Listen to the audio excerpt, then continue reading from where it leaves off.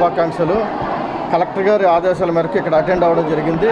విద్యార్థుల సాంస్కృతిక కార్యక్రమాలు తర్వాత వీళ్ళు స్ఫూర్తి చూసిన తర్వాత చాలా ఆనందంగా ఉంది.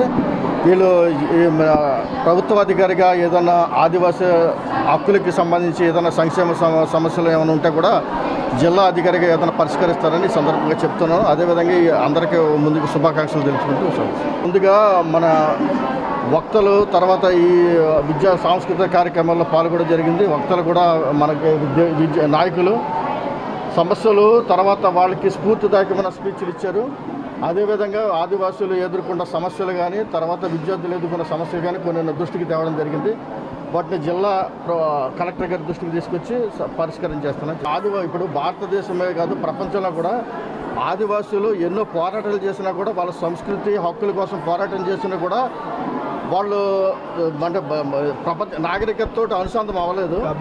ఇంకా అభివృద్ధి కావాలి. ఈ విధంగా నేనేంటంటే చదువుతో పాటు మన సంస్కృతిని కూడా కాపాడాలి. అదేవిధంగా హక్కుల్ని కూడా మనం కాపాడడంలో ప్రత్యేకమైన సంస్కృతి కాపాడడంలో వాళ్ళు భాగస్వాములు కావాలని నేను సందేశిస్తాను.